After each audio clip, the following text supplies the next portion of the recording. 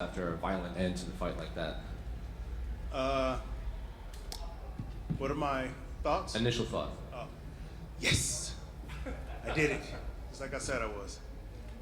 That first round was obviously very wrestling heavy. He was just, even when he would miss takedowns, he would still continue forward, trying to take you down. Is that pretty much what you expected from him, especially in the first round? I mean, that's what we all expected, right? We've seen it before. We'll see it again probably, at least 2 more times. That's what he said, right? So that's exactly what I expected. I expected him to go for those shots. I expected to defend them more, but I did expect him to maybe be. I didn't expect him to be successful. Of course, we planned to be successful in our defense, but I was prepared for him to do that. You know, anybody who's watched me throughout my middleweight career, we've seen this before. They get the takedown once, maybe twice, but as soon as they get tired, I mean, there's a lot of work for them to try to get that takedown. And then if they do get me down, I'm getting right back up. And I've gotten even better at getting up, you know?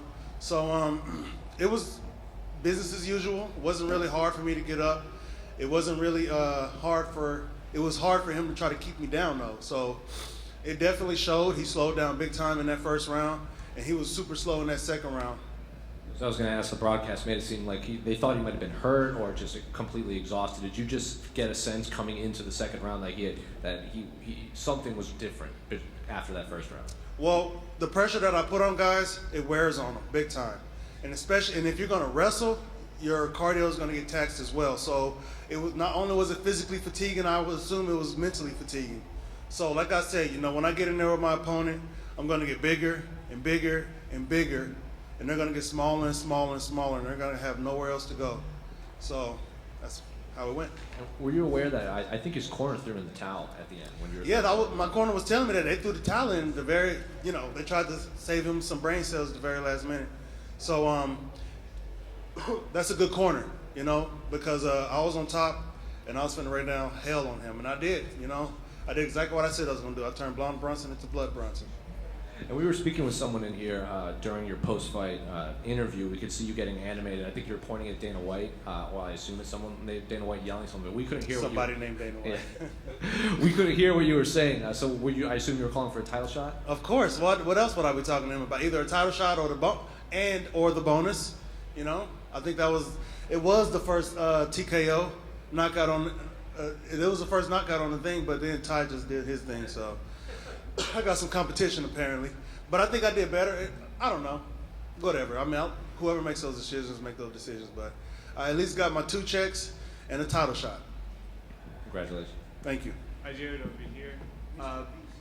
You said that you didn't want to be called the Demolition Man ahead of this fight because you didn't want there to be any adversity, but there was some conflict. No.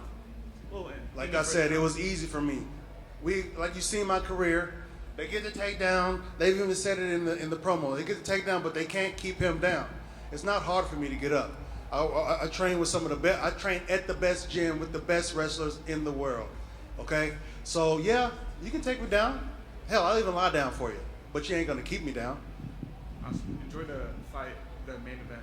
If I can, shit. Jared, did you get to talk to Dana afterwards, or have you had a conversation with him yet? I did. I mean, did you see me talking to him? I saw it, yeah. Yeah, I got his attention. I made sure he looked me in my eye. I looked him in the eye. I looked him in his eye, and I said what I had to say. The general consensus going into this was that if Brunson won, it was going to be tough to maybe get a title fight for him, but it seemed like the idea was that were you to win, you will be fighting for the title next. Yeah, it was the same thing with the Robert Whittaker fight. You know, I guess people don't really want to see rematches too much. But, you know, that's not really wasn't my concern. My concern was just to win the fight. We were just focusing on what he was going to try to do and what I had to do. And lastly, what would a world title mean to you? All of this hard work coming to fruition, you know. That's the path that I'm on. I mean, that's the only reason why I would stay here in the UFC is to go for the title. I'm no journeyman. I'm no gatekeeper. I'm the killer gorilla. Thank you. Yeah. Jared over here.